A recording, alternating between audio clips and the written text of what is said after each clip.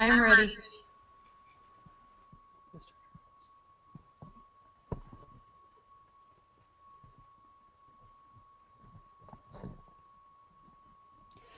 Good evening, everyone. Thank you for joining the NCICE webinar this evening.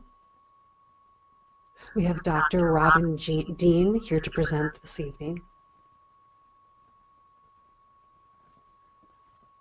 She is an assistant professor at the National Technical Institute for the Deaf.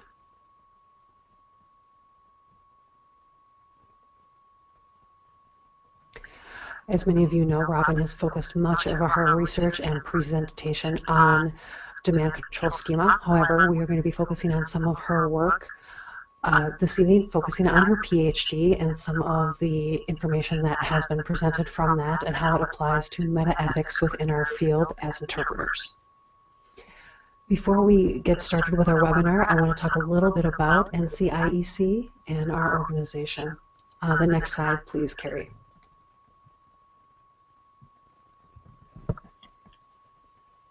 And next.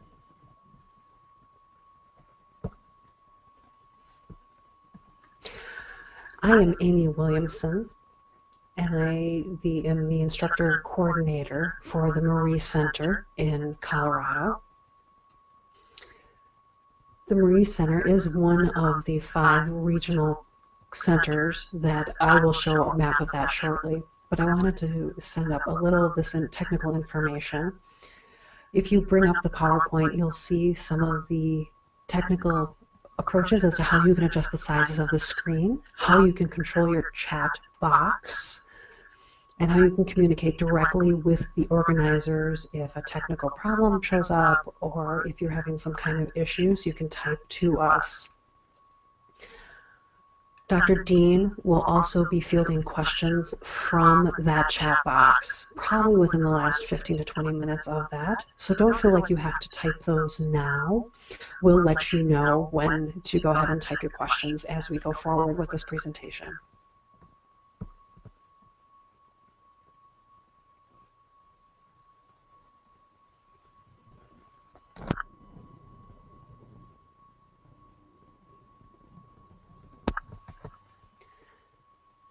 I know many of you are here for the RIDCEUs this evening and taking advantage of that for the webinar, and that is completely fine.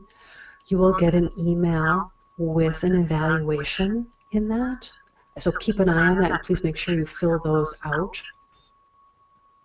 We will also be comparing the attendance list from this evening with the responses that we get from those emails so that you will get your CEUs.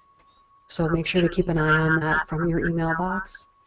I know some of you have already possibly gotten a sign-up sheet or attendance sheet, and that will that'll be for this class, and then we'll make sure that we share that with Carrie when we're complete. Next slide, please.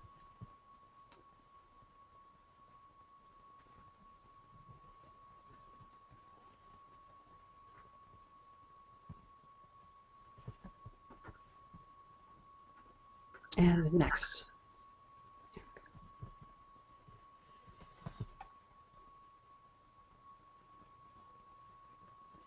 NCICE is in a consortium that we are really looking at improvements in interpreter education, technical assistance, communication, and a wide variety of other areas where we can help interpreters in general. And these are part of some of our goals. Next slide.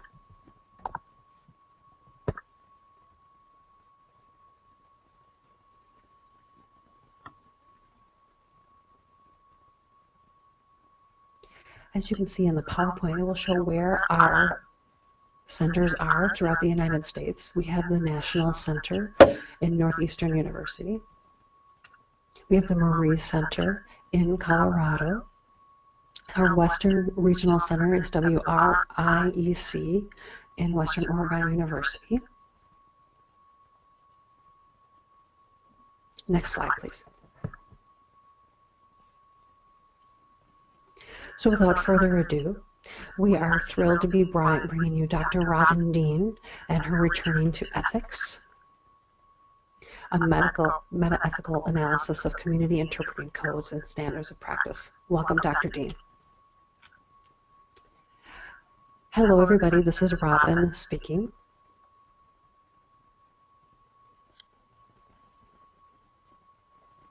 I would like to make sure that I'm monitoring Kate and Peggy, our two interpreters this evening, making sure that they're communicating with me in the chat box. Just want to make sure that the light is good for them at the screen and is a good area. So I will be looking at the chat box from time to time because that is where I will be getting communication from my two sign language interpreters this evening. Next slide, please, Carrie.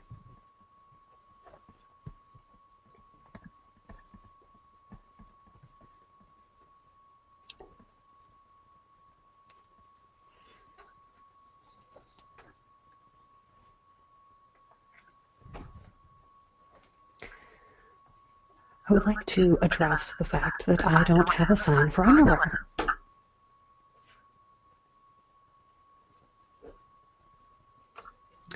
I lived in Scotland for about 3 years. And I took a British Sign Language class while I was there. And one of the instructors asked what the sign for that particular concept was. I thought a minute. Then I realized I didn't have a sign for underwear. And everybody in the room was kind of taken aback by that. And so was I. I've been signing American Sign Language since about the age of 11. I've been interpreting 25 plus years. I'm assuming at some point in that career, someone has given me or taught me a sign for underwear. And yet, I couldn't come up with it on the spot.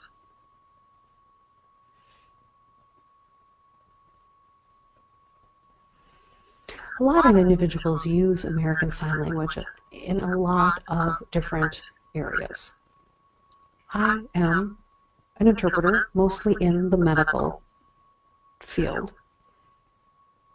Often it comes up in an OBGYN setting when I have to sign the concept of removing clothing or underwear for a doctor's exam. But yet, that sign is not something that necessarily had come up recently in some of my work.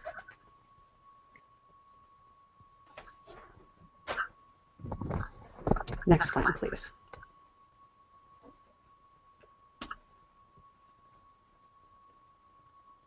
So let's focus on the elephant in the room. If you look at my slide, he's standing there.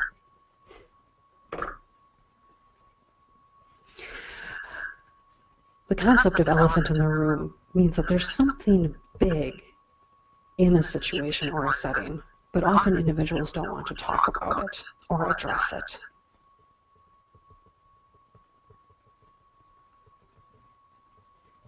And I know myself as an individual, sometimes I do ignore the elephant, but other times I want to address it directly. And for example, today, in general, it is the concept of signing my presentation. In general, I do not sign my presentation. When NCIEC approached me about presenting a webinar, I immediately said yes, that I would be willing to present. However, when it came to signing my presentation, I had asked for interpreters. And I knew where Amy and other individuals were coming from as far as providing language access to the information. And that was where I was coming from as well. So I was concerned about access, but I didn't want to sign my presentation. They were concerned about access and wanting me to sign my presentation. So we have the same goal in different approaches. Next slide, please.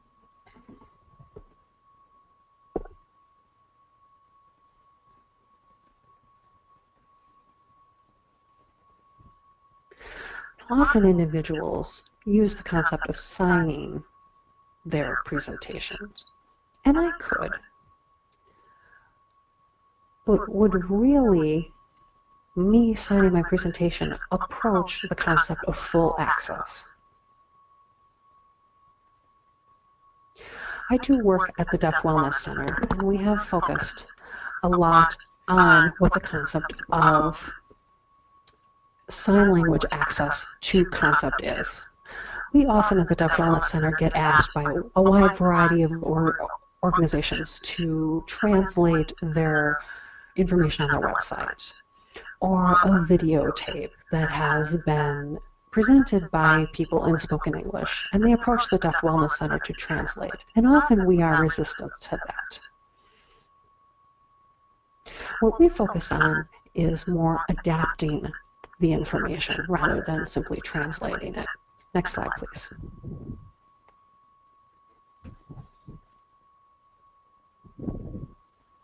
As you see on my PowerPoint, the concept of honestly translating and getting the meaning of what the information is, often that meaning needs to be completely adapted into the different language, including all that it entails. It's not just looking at the printed English or spoken English and simply signing it into American Sign Language. It is more than that. And then you'll see on the PowerPoint of the article that we published about that exact concept. Next slide, please.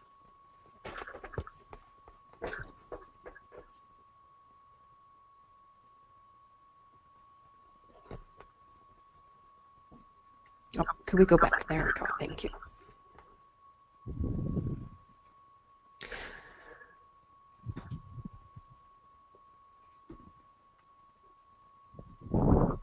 The first 3 points of this website are really about adaptation-related publications.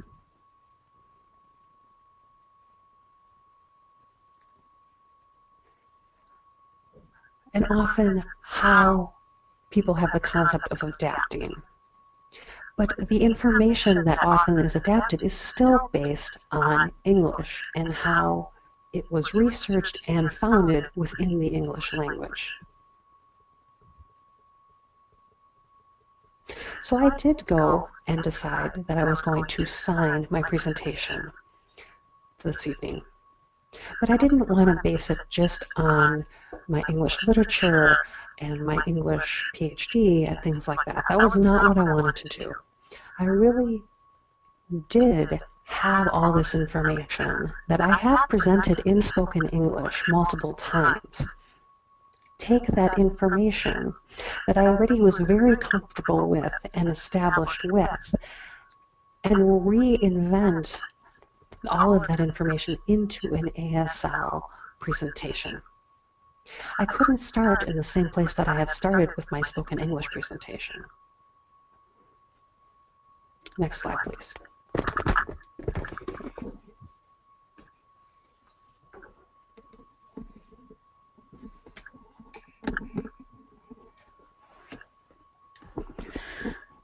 So perhaps you'll find yourself at an RID conference, a CIT conference, and you'll see people signing, presenting. Sometimes you might notice that some people are struggling, and they may be fine and comfortable with the actual signs themselves, but it's the changing from English to ASL. It's which language you're starting from, which source you're starting from. More and more nowadays, when you see presentations, you see them done in American Sign Language. But often you'll see that the information is, you may see the information comes from English and goes into ASL. It's adapted into ASL. And sometimes it's conceived in ASL. As for myself this evening, what I tried to do was I had my PowerPoint, I had my slides, but what I wanted to do was to really reinvent this information so that I could communicate it in American Sign Language. And doing that is different than looking at my English information. We'll see if that works or not this evening. Next slide.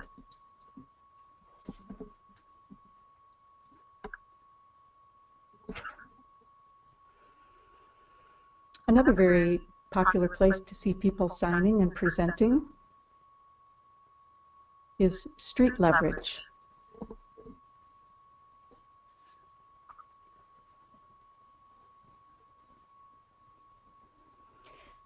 And again, you might want to take note of if those presenters are starting with the English message and changing that into ASL, or if they are beginning with the ASL message.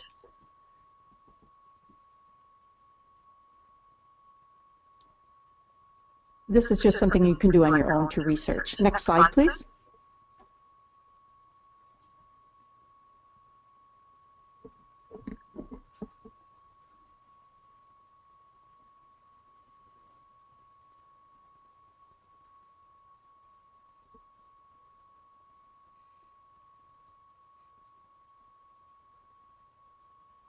So a presentation that is conceived in English is going to follow English thought patterns. And you can put that into American Sign Language. Kind of like when you hear the word Spanglish. It's in Spanish, but it's got English influence.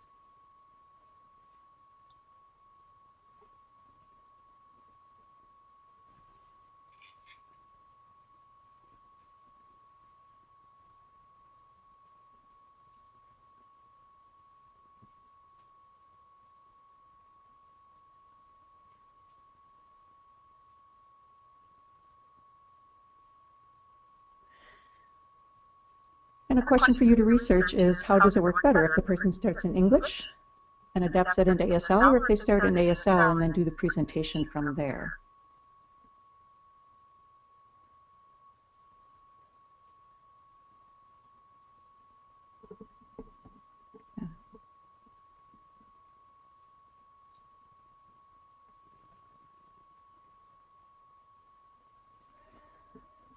Academic ASL is another area. I don't know much about this myself, but I've heard and read some about it. I'm not skilled in that area myself, but that is another area that might be a way for deaf individuals, native users, to access a presentation.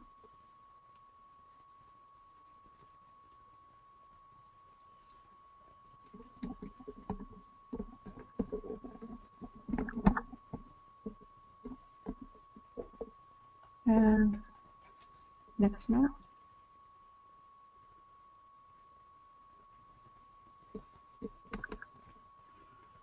A presentation may start in English because it might be something that is taken from an article, a book, from literature, and that information may be used for the presentation.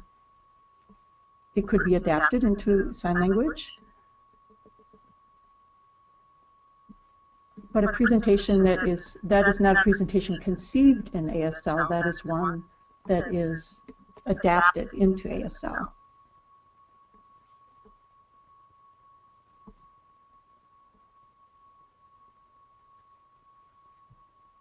So it would be good for you to research and figure out what is most accessible. How are these different kinds of presentations more or less accessible? I would think that it would be more accessible to if something was created in American Sign Language and presented from that, those concepts, if the concepts were presented from that perspective.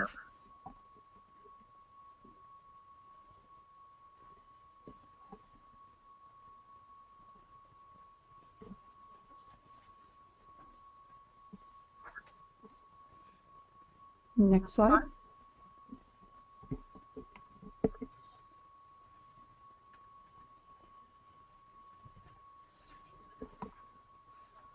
So you might be saying, Robyn, how is all of this information that you're giving us related to your presentation?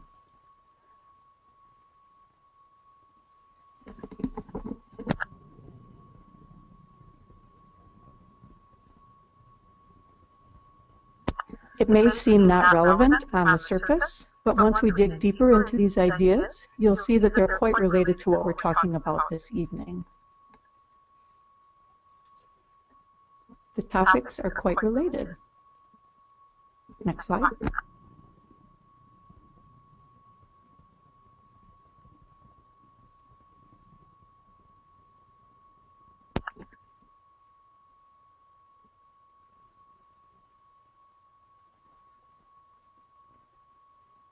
Let's say, if you'd like to see my English PowerPoint for this presentation, or the articles that I've just referenced, I'd be happy to send those out. And you would be able to compare what I have on paper and what I'm presenting tonight. The points would be the same, covered in both, but the approaches would be quite different.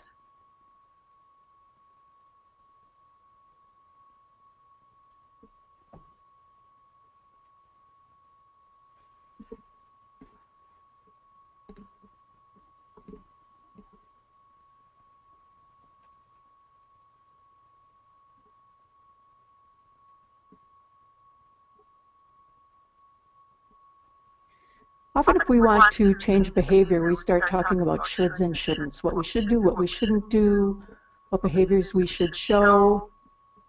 That is not very successful. If we really want to change behavior, we need to back up and talk about our thoughts, our feelings. The words that we use, the words that we speak or sign, show us interesting things about how we behave. How we talk and how we sign about our behavior, how we communicate, is very important. It's very important. Next slide.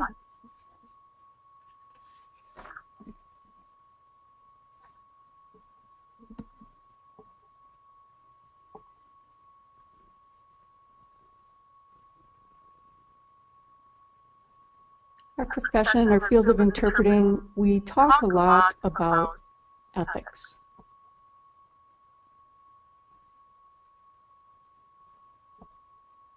The words that we use,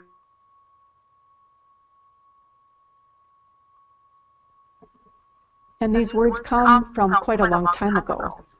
Next slide, please. And one more click.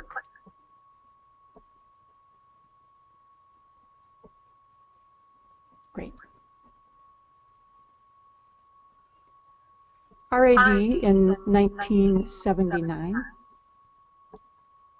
before like 1964, from 1964 to 1979, we saw a change in the Code of Ethics, and then in 2005 again. But in 1979, from that period of time until 2005 was the longest time that we saw a set code of ethics.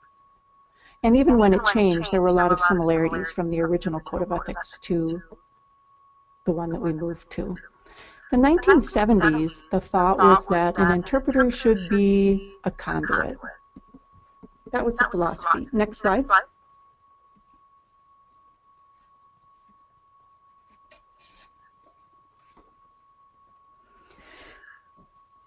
We compared ourselves to glasses.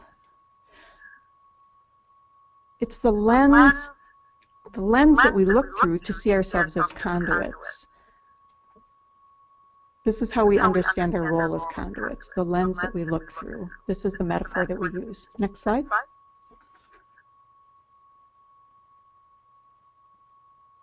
And next.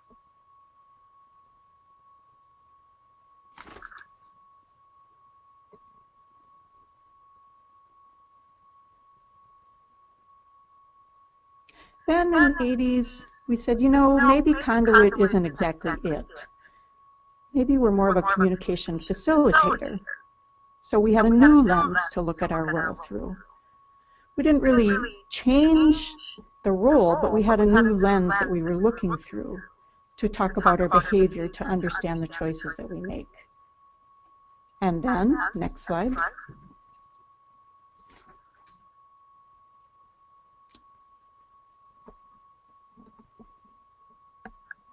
Then we moved into the by mediator role. So we've had the same code of ethics, but we kept changing our behavior. Our lens changed. And so now the lens that we're looking through is the by mediator lens. And we see different behavior. Or do we?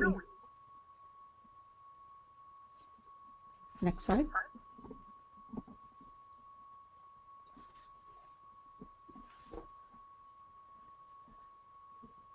So later we talked about the role of being a team member. We talk about being an ally. And if you research the literature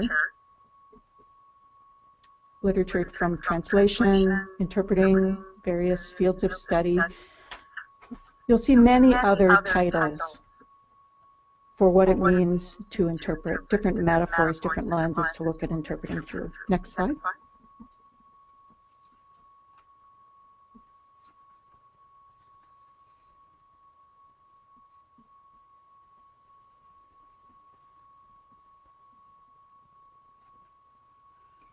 All these lenses, all these different perspectives, all these concepts being thrown at us for what our role is, what our behaviors should be. Next slide.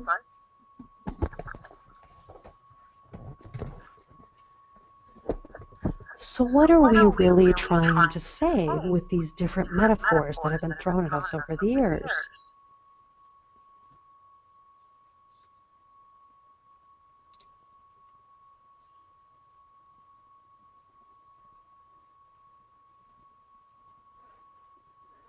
I think what we are trying to say is that one metaphor is not enough to truly explain what an interpreter does with our behavior, that we needed more to really have options. And I think that was one of the points. Also, another point of this variety of lenses and metaphors was that our behavior has to be flexible based on where we are.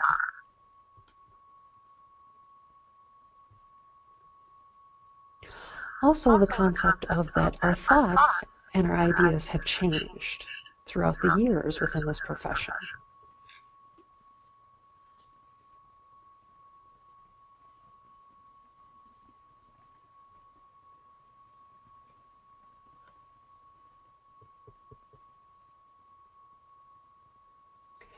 The American Translation Association, ATA, actually did hire me to give a presentation.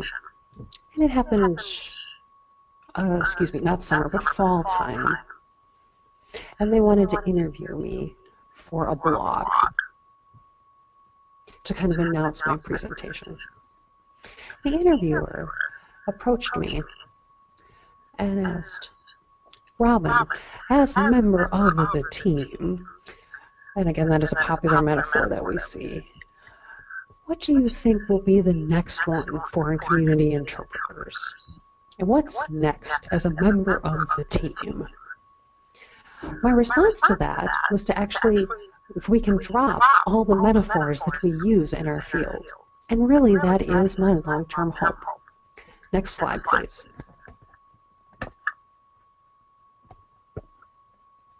And next, please.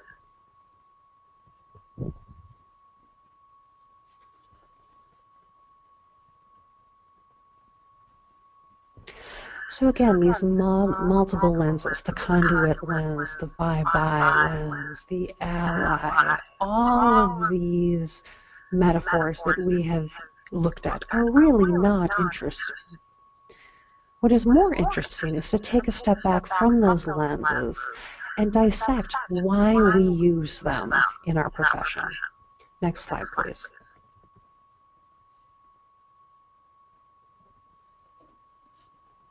And next, please. If a physician or a nurse does their wide variety of behaviors during their workday, for example, they are using a transcriber, We don't say that at that moment they're acting like a journalist.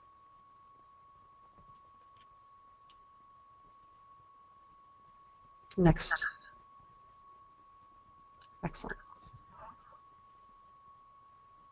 Or if that same nurse is sitting with a patient and explaining a new prescription or some kind of procedure or their specific patient's disease, we suddenly don't say, well, that physician is behaving like a teacher.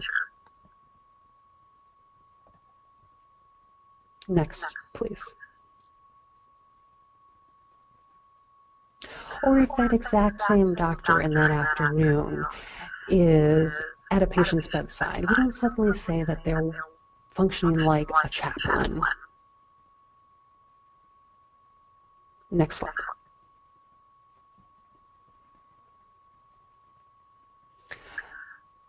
And for that same medical profession, we don't say they are acting like a god or a deity when that particular medical profession is providing positive outcomes to their patients, or that their patient is now cured. That's not what we say. But the behavior is different for that one medical profession, but we don't change the metaphor that we use to describe what they're doing.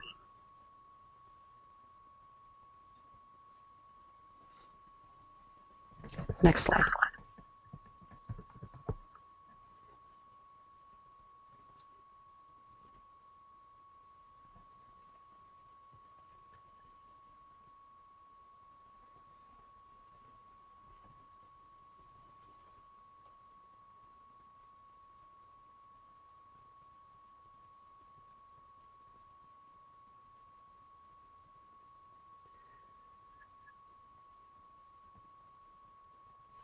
Metaethics and the study of metaethics takes a step back and looks at the lens itself that we use to look at ethics. It also compares and contrasts a wide variety of ethical code.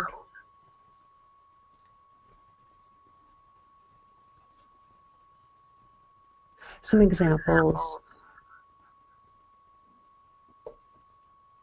would be PhD students that focus on metaethics. That is one example who does use that.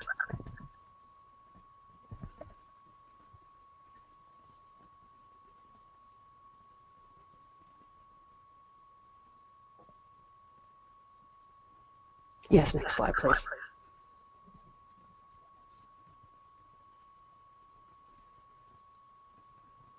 Next, please. Yes, yes. And one more. And yeah, this is good. Thank you.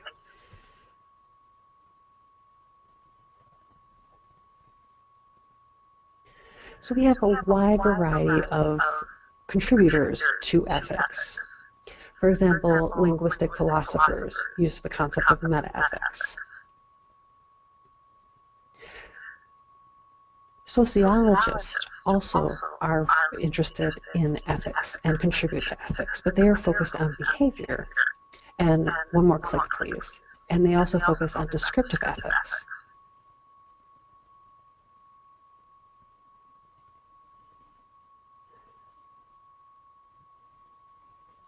So we have the ethicists. We have the sociologists. And we also have the philosophers. They all contribute to ethics, but they don't call them the same thing.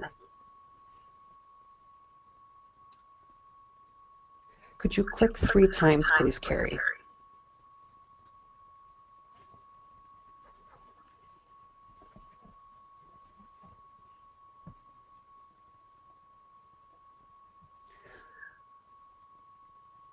Philosophers are focusing on metaethics. The ethicists are focusing on normative, policy, procedures, politics. That is the normative ethics. Sociologists focus on descriptive ethics.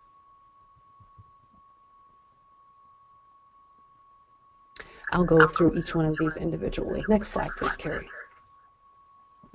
And next, click.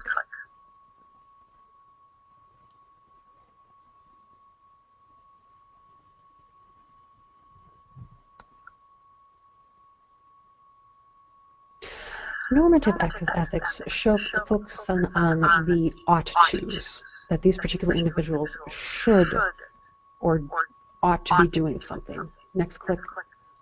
Carrie. The next is the descriptive ethics, which is what people actually do. It isn't necessarily about right or wrong. It is about what these individuals are doing and the behavior that they're presenting.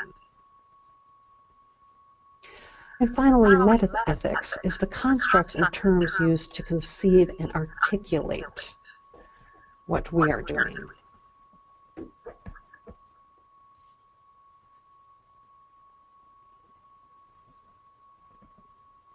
Yes, next slide.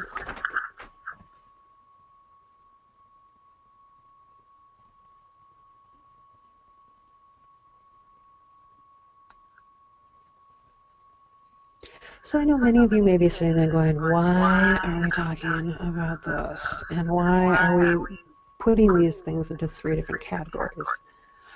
But I want to go back to one of the designs that was in earlier in my presentation. Carrie, could you click down, please?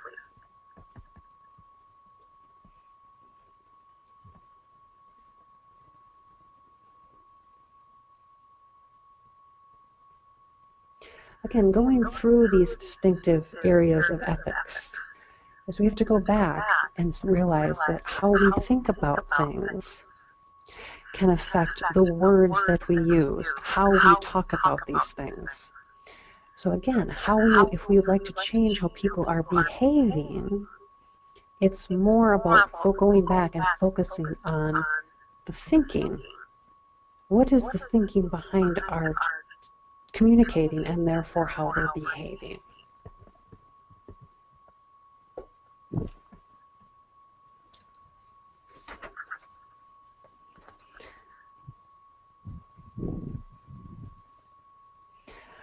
One word we hear often within our field is role.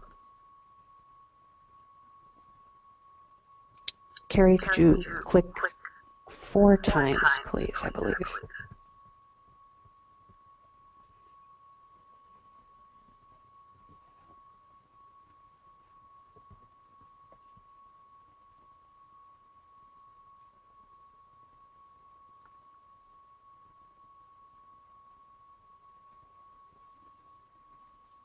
This word is repeatedly used in our profession. But often I want to focus on how we use it. Next slide, Carrie.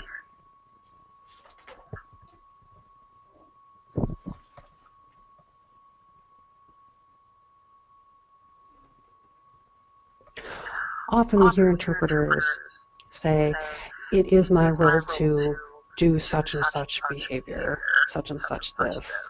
And I often don't hear that in a positive approach.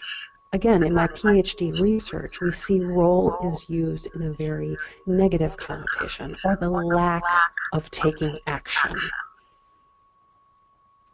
rather than in the positive or justifying an interpreter taking action.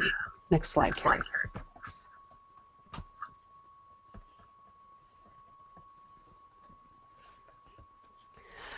So taking a step back and really researching where that word comes from. Role actually comes from a script that is given to an actor as they're about ready to perform. Click again, Carrie.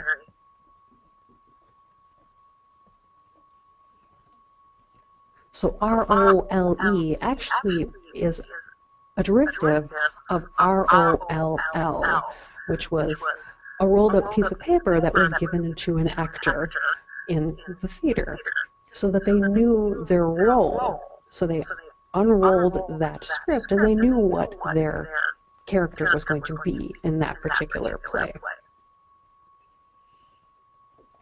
So if you go back to the original meaning of that term, that is what that means. Next slide, Carrie.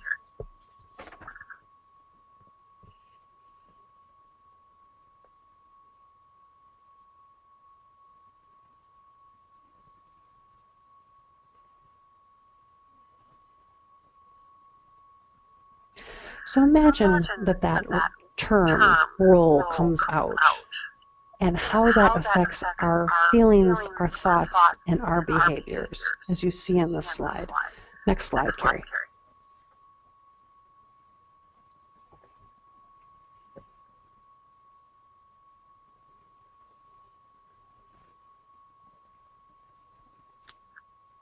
You could go back once, Carrie. Apologize.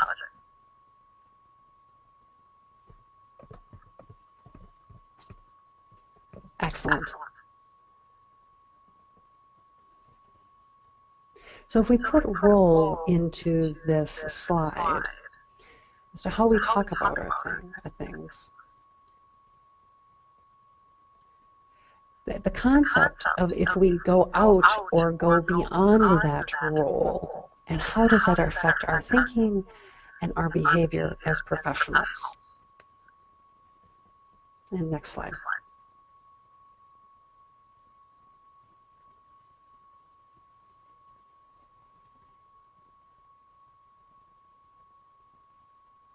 And could you click again, Gary? Thank you. And once more.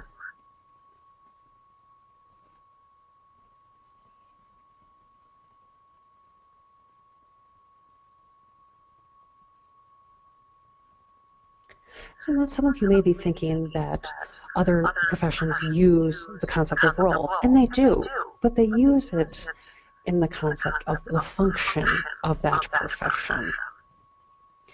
Descriptive ethics uses role in a very different light. Next slide, please.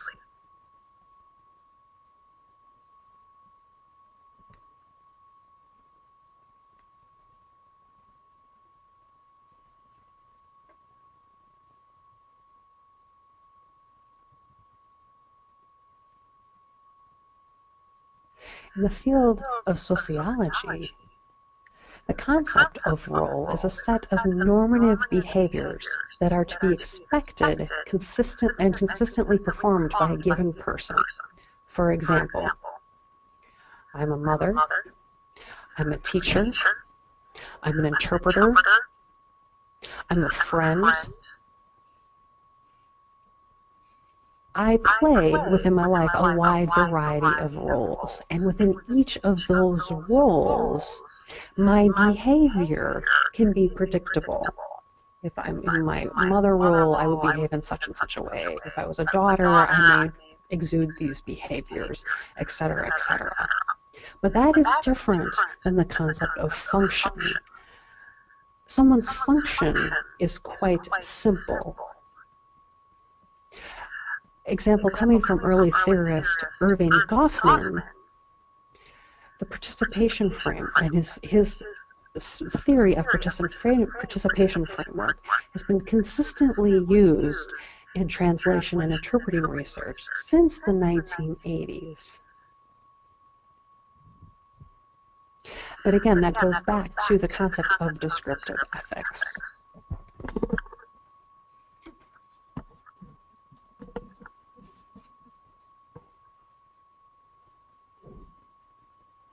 So the role of interpreter, what is it?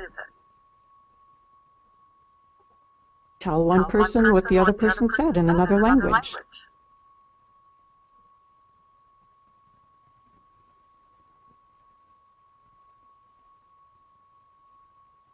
Seems simple enough, right? That's all it is, really. But there really is so much more than that. Yes, we do convey what one person says to the other, and that's part of our role. But from a functional viewpoint, we have to use different terminology. And the meaning behind the words is quite different if we use different terminology. So I want to show you a few different quotes from professionals in various fields. And I want you to decide, I want you to look at it and think, if we replace the word role with function, would it feel the same or different? If we're talking about behavior, expectations, or are we talking about function, and which feels better? Next slide.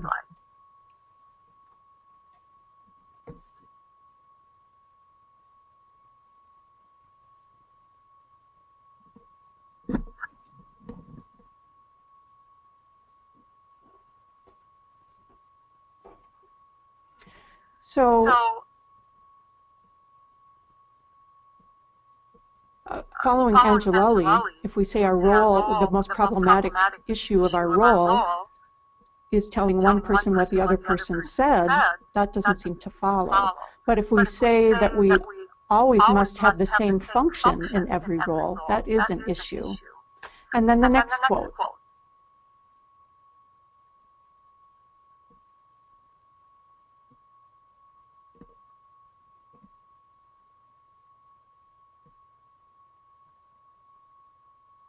The next quote mentions that interpreters don't have a problem with ethics.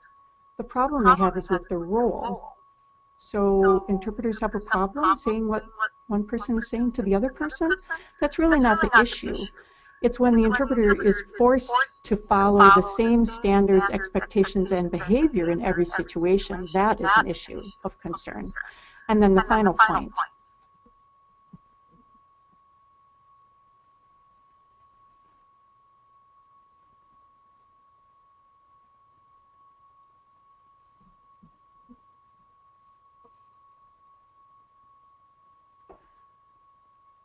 So the burning issue for interpreters, according to this quote, is that of role. So that means the burning issue, the hot topic that we talk about is sharing what one person says to the other.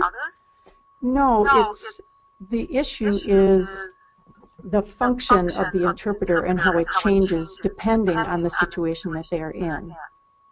So how we use this word role, it's very different when we use it in descriptive ethics versus normative ethics. And so what? Let's talk about that. Next slide.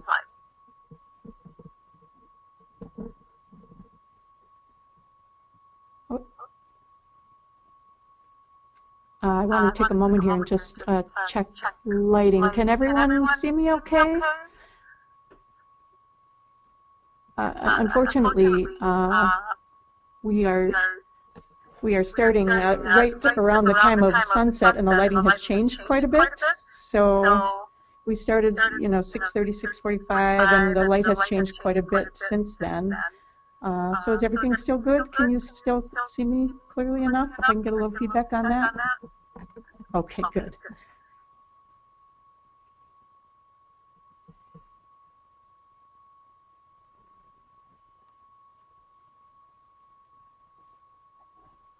So if you have any questions or comments for me, that's great. You can just write them down now. I would say just write them down so that you don't forget them. That would help a lot. You can type them or just write them down, and even comment on if you agree or disagree, and then we'll discuss those later.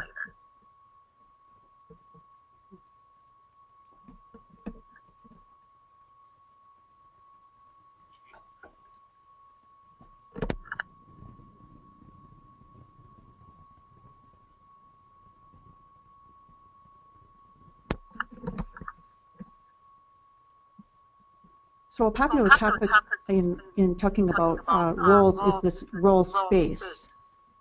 Llewellyn Jones and Lee, you can see in the diagram here, we have the two arrows in a cross pattern and then the other arrow through it. So you have your alignment on the horizontal arrow, and you have your presentation of self on that diagonal arrow.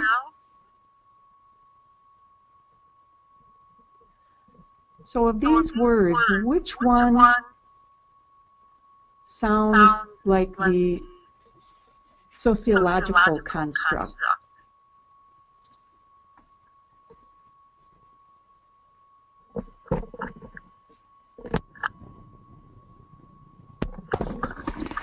These are all sociological constructs, the interaction, presentation of self, and alignment. They are all from the study of sociology. They're not necessarily normative ethics. They are descriptive ethics, and they serve a great function in that concept of descriptive ethics. But when you start talking about decision-making and aligning yourself with something, it's not necessarily a should, and that functions. The shoulds and the ought-tos go under normative ethics rather than descriptive ethics. So these terms that we're seeing in this PowerPoint are simply descriptive terms and functions. Next slide, please.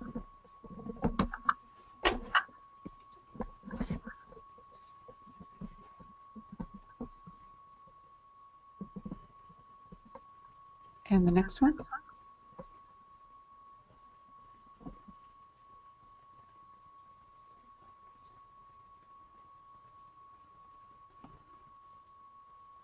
So you have the job, the role that you do, and your behavior. And we can evaluate behavior.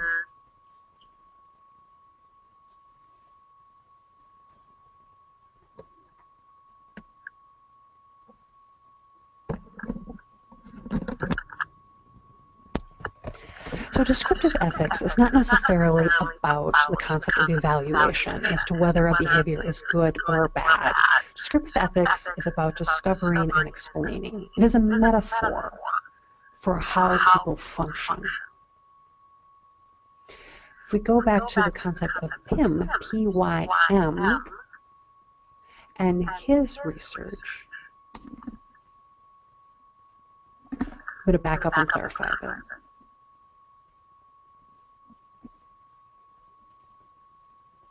So the blurb about the webinar, I quoted Pym, P-Y-M.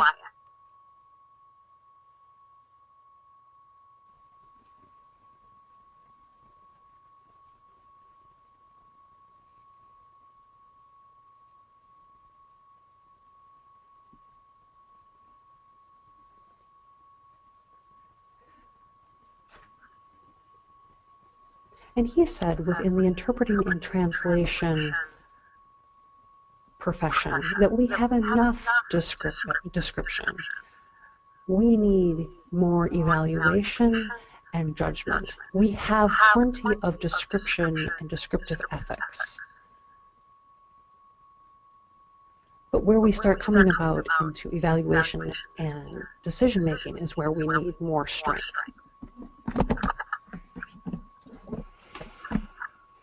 Are you familiar with this TV show called Arrested Development? Have you seen it?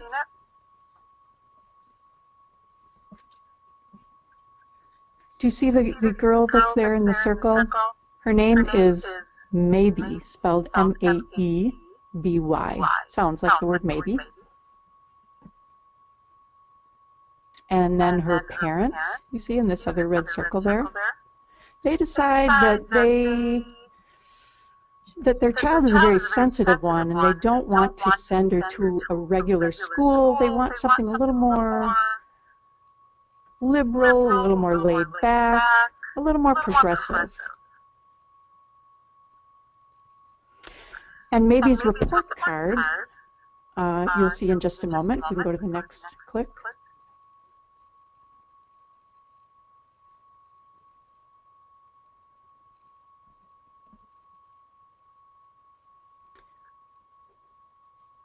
Instead of saying she gets an A, a B, or a C in math, I mean, saying that would hurt Maybe's feelings. So instead they say, maybe, math makes Maybe feel, and you see the sunshine and a cloud. We're not sure what that means exactly, but we're using the sun and the cloud to talk about math. We don't know if that means she understands math, or if she's average at it, or how she's doing in it, but we have an image of a sun and a cloud. And then next for science, science makes Maybe feel, do we have this face with the open mouth? We're not really sure what it means, but it's a humorous show, and the point of this, and showing you the report card, is that those words don't really connect to evaluation. Those aren't typical words that we use for evaluative purposes.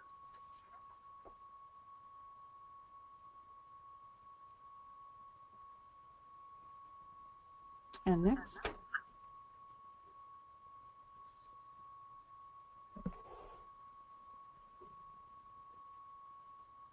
And in the same way, the metaphors that we're using are descriptive ethics. They're descriptors, that's all. They're not normative ethics. So these different metaphors we use are descriptors. Next slide.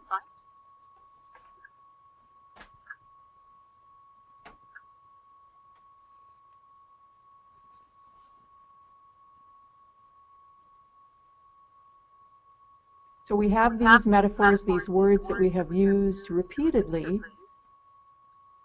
but they aren't really working well for us. Next click.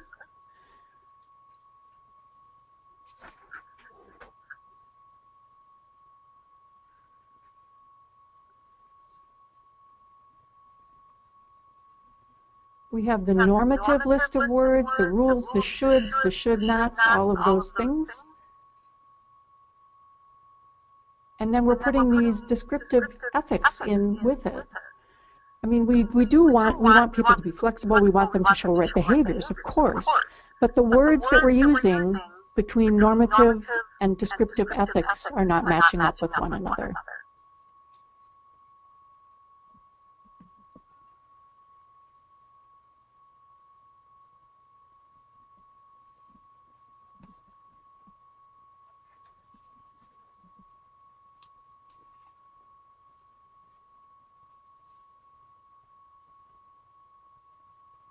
Next. And next again.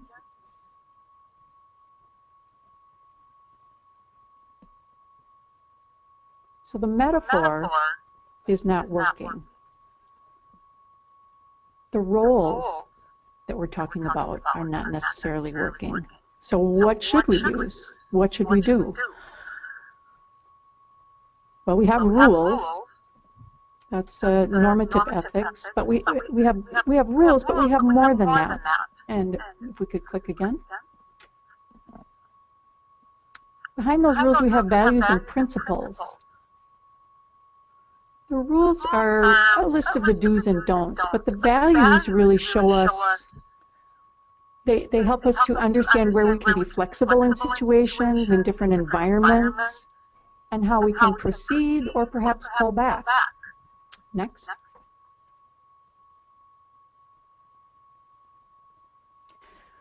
We can talk about consequences, negatives and positive consequences of situations. That is looking at normative ethics. We can talk about responsibilities. Responsibility is a great word, good for us to talk about in our field, right?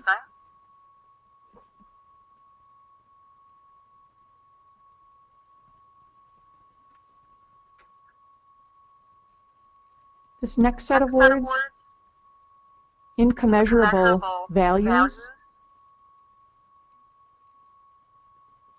This phrase comes from Aristotle. And he said that deciding what is right and wrong is easy. However, making a decision is hard because most of the time sometimes we have two rights. It's not always a right and a wrong. And yet, even if you have two rights, you can't do both things. You have to pick one and let go of the other. For example, with interpreting, you might have a situation where you didn't quite catch what someone said. So you might make a decision not to interrupt. And the reason you may do that is the person that you're interpreting for may be upset or crying. It might be a very emotional moment. And so you might just say to your other participant, there was a word in there that I missed, I'm very sorry. That might be the role that you take on as interpreter, or the decision you make as interpreter. Or you may decide to interrupt. So when you make one choice, you have to let go of the other one. Both are right choices, but you can't have both at the same time. They may be in conflict with one another.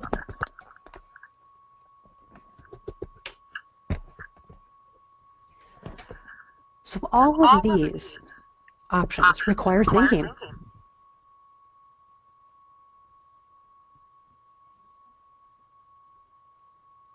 So if you're working with rules, you do one rule, it means this, and I have to apply to a particular situation. Or if you look at values, you have to realize that how those function particularly in our variety of situations. Or if you have a value conflict, how do you handle that? Particularly if you have multiple, and then you look at the consequences of each of those values that you follow, and following which is the better consequence, quote unquote. Or you're looking at the responsibilities and the responsibilities of all these individuals. So all of these pieces here in normative ethics require thought.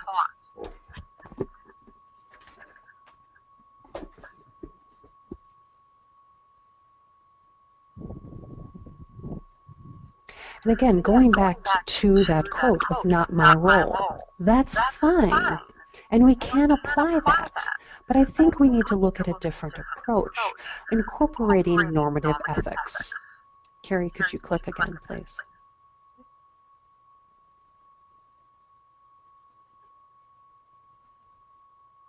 For example, suppose someone invites the interpreter out to eat from a particular situation, or they are presenting food or at a meeting.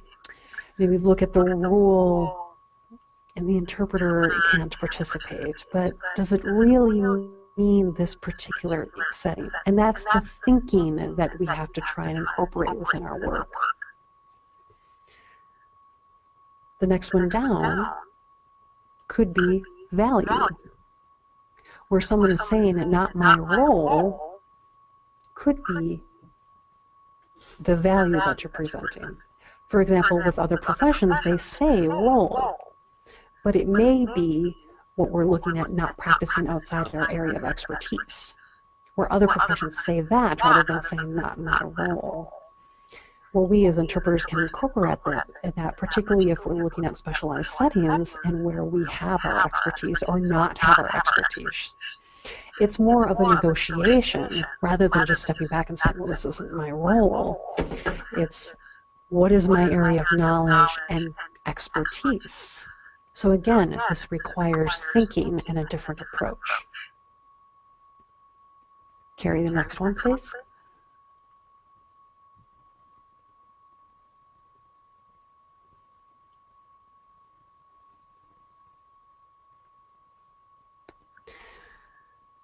We also have multitudes of options in predicting what are the consequences and which of the consequences that we're facing may be better for the participants. Again, it requires thinking and evaluative approach to our work.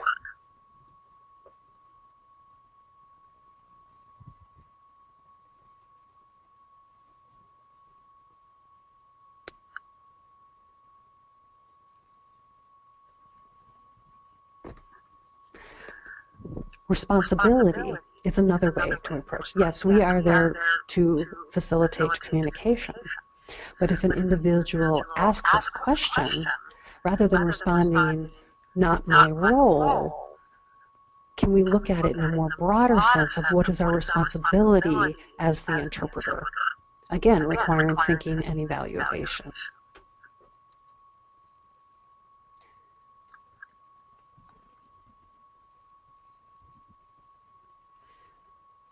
And again, the final one, incommensurable values. You have multiple values within the decisions that we're making. Which one are we putting over the other?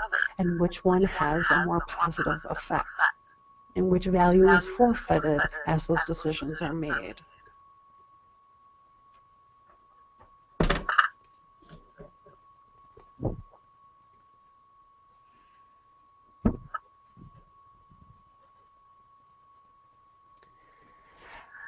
So many of you might think that I am saying that all the metaphors may belong in the bin.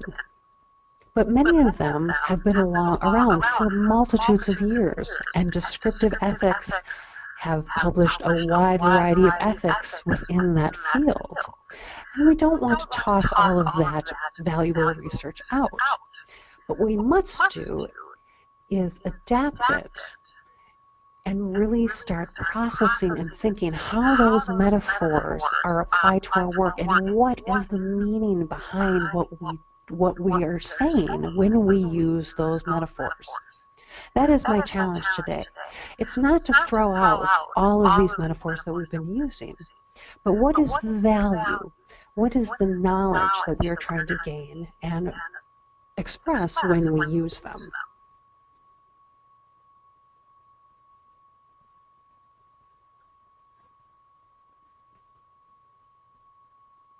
Carrie, can you, there we go. Thank you.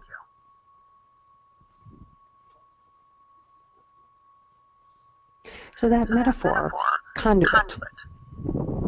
But what are the values behind that when someone says it? If I'm using evaluative language and coming up on that metaphor, that I am the conduit interpreter, but can I say that it is rather using that, but express the value of we're respecting the deaf person's autonomy, their agency, their self-determinacy, their independence as an individual? Is that what we're getting behind that conduit metaphor?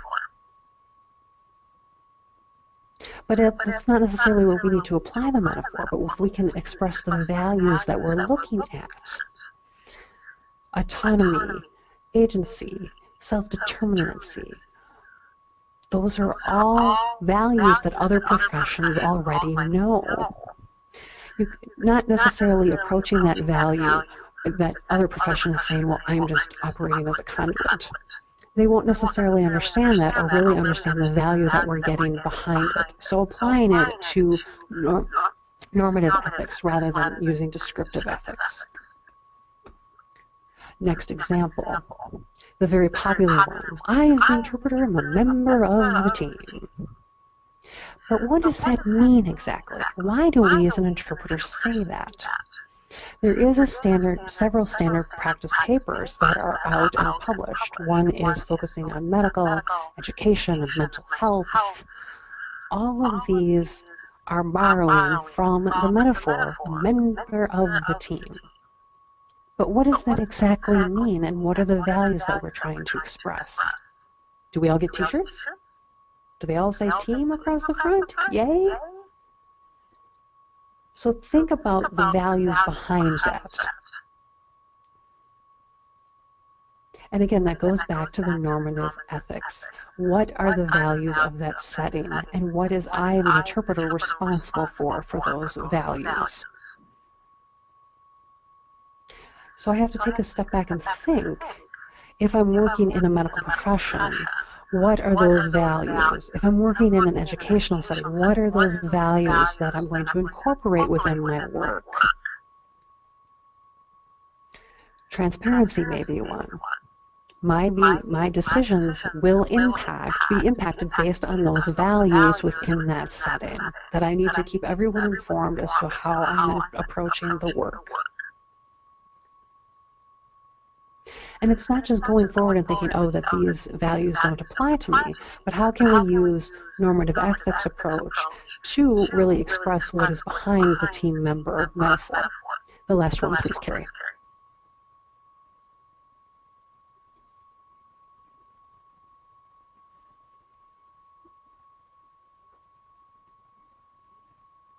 Yeah, that's exactly my point. So we have the conduit, we have the team member, and then finally the cultural mediator.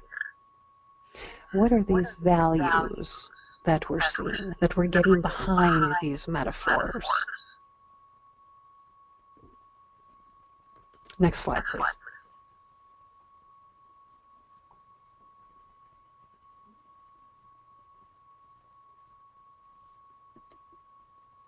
So going back to the conduit and member of the team, those two metaphors that we often see.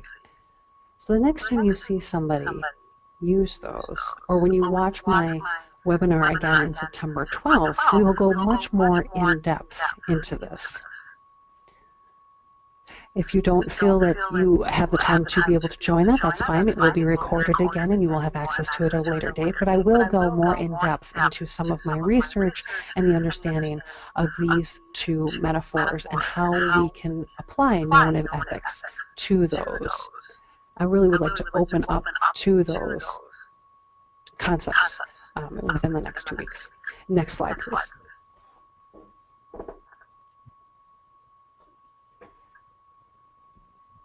Yes, respecting another's autonomy.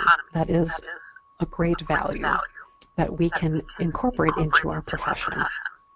But that doesn't necessarily mean that we look at our individuals that we work with and say, good luck, and and just walk away. So we talk about the positive and negative consequences of what can affect. And also the concept of enabling, and how do we focus on the positive or the negatives. For example, we have a doctor and a patient, and the doctor says that you have multiple options for treatments, and they go through these treatments. Which one do you want? That's not necessarily a whole focusing on autonomy, because we would have to go into much more of an advancement of what the treatment is so that the deaf individual would understand what these options are. Where, compared to if the doctor would go into, if you choose this treatment, such and such and such and such would happen, and if you choose that treatment, such and such would happen, etc. So now, giving them all of that information and then allowing the person to make that individual. But the doctor takes on that responsibility of expanding on each of those treatments. But we talk about the obligation of making sure that all of that is explained and the positiveness of our approach. Next one, Carol. I think we're, yeah.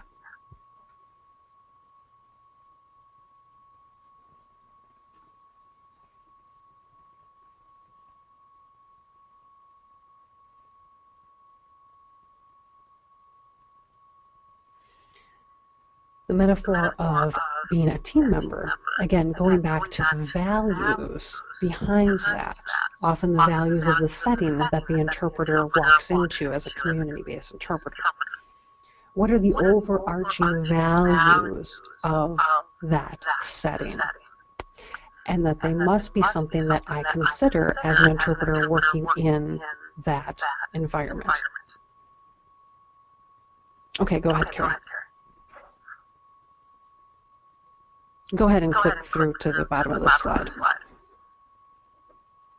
Oh, perfect. You can read these for yourself.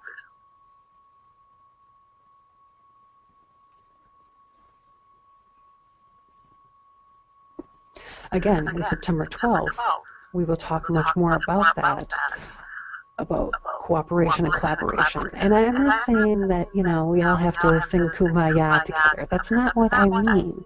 But how do we collaborate within these areas that we work in, and how do we take on those values, or at least be aware and understand those values into these settings of where we go, and how our professional values and their professional values can work together. And it's not easy, and it takes work, and it develops, that thought process takes work and develops over time.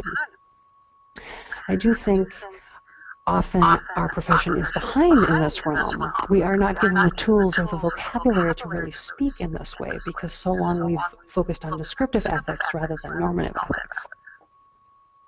Next slide, please. Again, September 12th, we'll go much more in depth to these concepts, but we'll really focus more on what to expect, how we can focus on these values of the interpreter profession and our other environments or arenas that we go into, maybe the legal or mental health or medical. How do we take on those values, or at least be aware of those values, and be realizing the challenges that can be put forth by bringing our values into these settings. I think I need to end. We can go through, and I think there's 6 clicks, if I remember correctly. Excellent. Hold right there.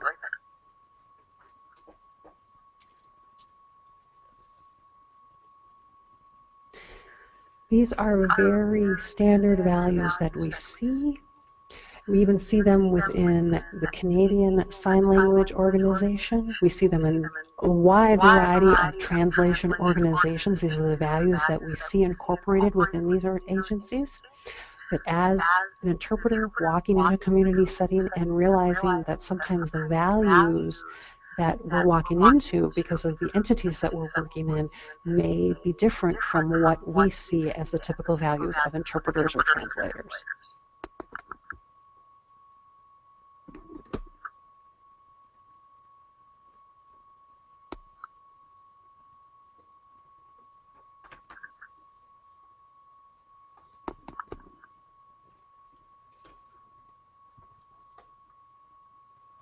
So, suppose we transitioned to a normative approach and values within our profession. What would that look like?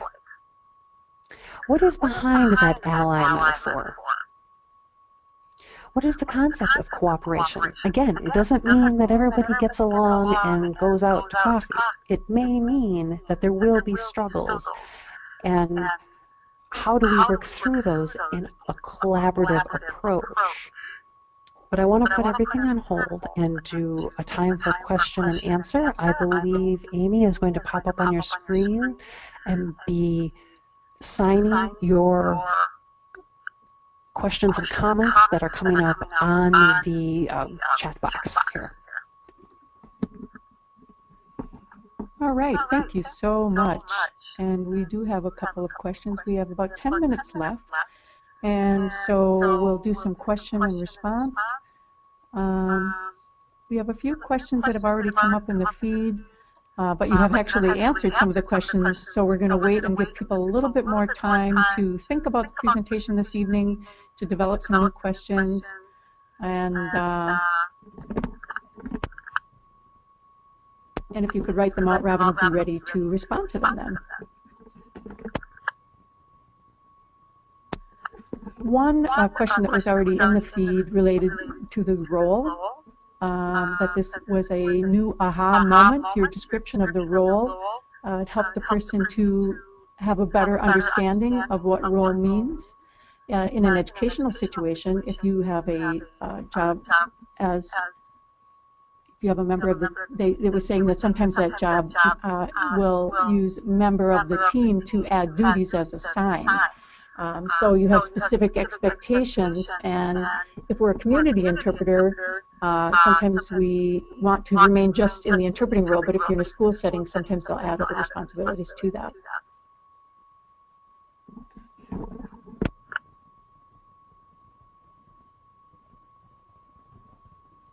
If we could hold on, could we hold on 1 second? Just briefly, if I could respond. One problem that we find for legal interpreting, educational interpreters, we have all these different classifications of interpreters, but we all basically follow the values of interpreting. We follow the values of the situation that we are put into, and we carry out those responsibilities, even though that, yes, we do have different things that look differently depending on the situation we're in, but the goal always remains the same. So I just wanted to add that briefly. Absolutely. And if you are staff, compared with a contracted interpreter, that would also make a difference, but we still have the same goal in mind. Absolutely, yes, but then again, staff sometimes feels they may have a better understanding of they may be more loyal to the situation and have a better understanding of the overarching values.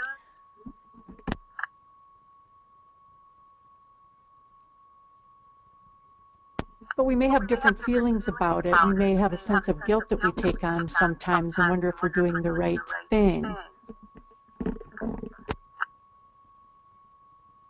We do have one question that asks about what your opinion is about the code of ethics and if it should be changed to incorporate this mindset, and if so, how would we adapt that? I'm sorry, there's a moth flying around. I feel bad. You're watching me try and slap this mouth away on TV here. Anyway, it's fine. Don't worry about it, Robyn. It's fine. So what to say? Let me gather my thoughts.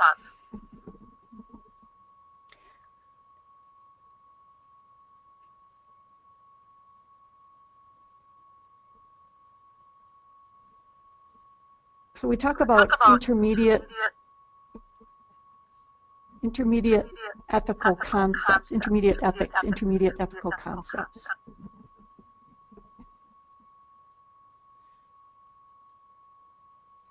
We have the broad set of values, and then we go down to the next level and we have the rules. And in between those two, we have the intermediate level. So my opinion is that we need to, that is the level that we need to develop. We know the overarching do's and don'ts. We know that we are not supposed to, we must follow do no harm. And then underneath that, we know that we're not supposed to participate, to offer our opinions. But it's this whole middle area that is quite gray for us. We don't have a lot of information and research in that area. So what I think is that this is the area that needs to be developed, the intermediate ethical concepts. There's a woman named Babot. She's a French woman. I'm not sure we're pronouncing that right, but Babot, perhaps?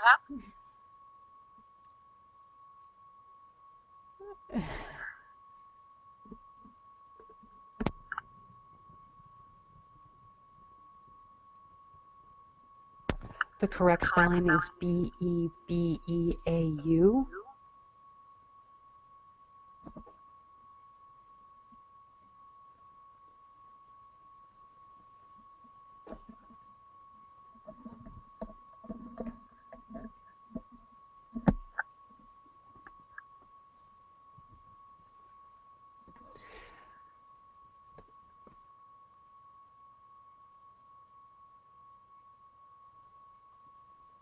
So if we talk about another question from the chat box, if we talk about the values and that we all have to agree to change, it's the perfect that often the people that we work with are so used to that whole concept of role, particularly some of our communities. And it's often based on a very black and white structure. So how do we describe our values and the reason behind them, and then that could really affect how people view us as well. And this is, Robyn speaking, yes, it can have a very positive approach. If we start borrowing their language, for example, the concept of informed consent. Instead of saying, well, I'm advocating for the deaf person, no other profession really speaks like that. But if we approach the doctor and saying, I'm concerned about informed consent for this patient, and I am recognizing that the deaf individual may not have full understanding, that they may help with some of those with some of the professionals really understanding what we're saying, rather than saying, well, we're a member of the team, or we're functioning as a conduit or an ally. But using their words and borrowing their terminology, they can actually really help us get to our common goal, and I think that's where the feeling is. This is Amy speaking. Yes, is that often we have very similar goals, and that we do want to work together, and we do have a system understanding. Right. This is Robyn. Right. Many of us walk into multitudes of systems and don't necessarily understand how they function or even the values, and we're making decisions that are having effect on the system. And I'm not placing blame on one or the other, but it's something how we have to develop how we understand the values and what these systems work. For example, we talk about medical environments and the concept of rationing limited resources.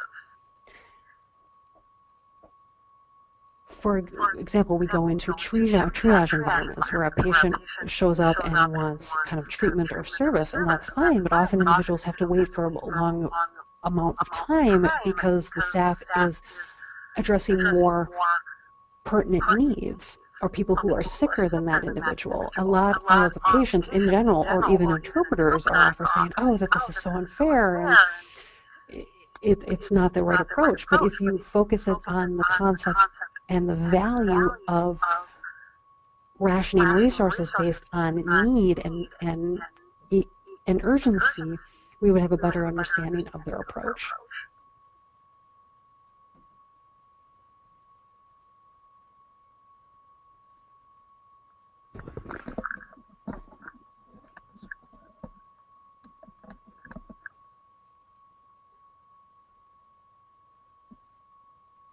There's a question related to flexibility. Each situation requires a different kind of flexibility depending on the environment. And the question is, how do you set up what are the lines that are drawn if we adapt to situations and metaphors? What roles do we attempt to adapt to? How do we learn how to behave in different situations? Boundaries. That is really the metaphor there, boundaries. Sometimes we don't understand we don't understand the meaning of that. We understand the consequences, and it depends. We have to figure out in each situation, if I do this, then what is going to be the consequence that comes from that. But if we talk about boundaries, the word boundaries itself is a metaphor, but it's not taken from normative ethics. It's taken from descriptive ethics. So we have to think about what we mean by that, boundaries. What does that mean? It means we can't practice out of our area of expertise, right? And then we have to look at what the consequence will be. So we have to figure out how to adapt and translate that, adapt that into the practice of sign language interpreting. So it requires that we identify or know and be able to know our area of expertise. And each interpreter will be different as well. For me, I may know a lot about one area, and another interpreter might not have expertise in that same area, or vice versa, and that's fine. So each interpreter is going to have to figure out their area of expertise and what their boundaries are. And if it's a unique situation, you might need to let them know, I might not be the best interpreter for this situation. Whatever is going to be helpful for the deaf individual, we want the person that knows most about that topic. All right, I think it's time to wrap up questions and comments now. And if there are any other questions or comments you want to add, Robyn, to wrap things up? I'd like to offer my email address if you'd like to Google me or be in touch. Actually, I do want to add one more thing in summary. If I can you can, don't worry about the PowerPoint. We can just add one more thing in summary. So we have these summary points on the PowerPoint. And that is these are taken from my presentation in English. So I think it would be very good for people, not right now necessarily, but if you want to look and see if we covered everything, you can compare what my goals would be in English versus what you saw tonight in ASL. And then if you'd like to contact me, I'm happy to respond if you contact me through email, if you want to discuss anything about articles or research. And you can feel free to Google me. It's, it's RADNSS,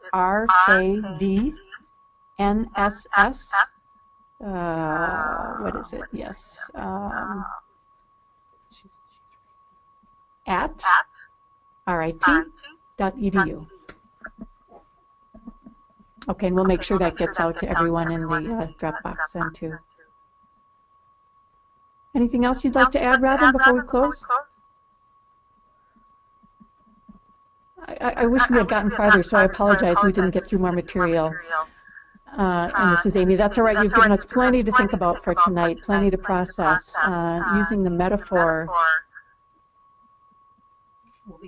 we'll be percolating like a coffee pot, to use a metaphor for how we're feeling this evening. So we're very thankful to have the technology support from the university and from the team, Carrie Woodruff, and all the people who have helped this evening with all the details. Thank you so very much. And for the interpreters, we're happy to We're very happy for all those people that have been on the front lines this evening, and for the interpreters' willingness to have their work out on the front lines this evening. So thank you for the captionists, for everyone else, and we'll see you next time.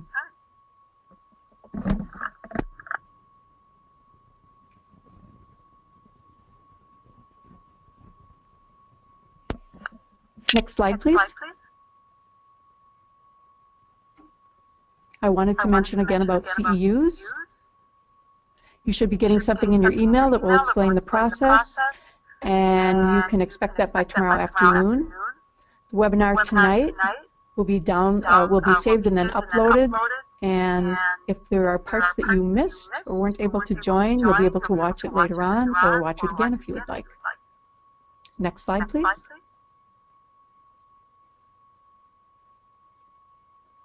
Robyn will be offering a second webinar in 2 weeks. That'll be September 12th. And registration is already closed for that, so we hope you've been able to register. And if not, that will also be recorded and saved, and you'll be able to watch that at a later date. We look forward to hearing more from you, Robyn. Next slide.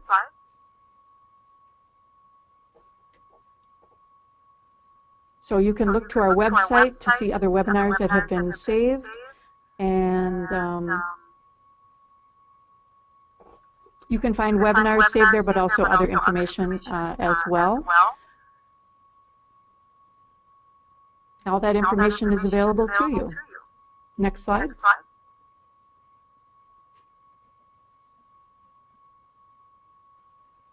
NCIEC gets funding from the federal government, and we receive grants from the U.S. Department of Education, Rehabilitation Services, Training of Interpreter Program, and we're thankful that they're committed to our programs.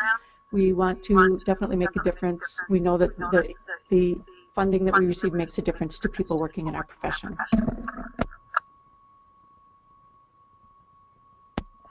Thank you.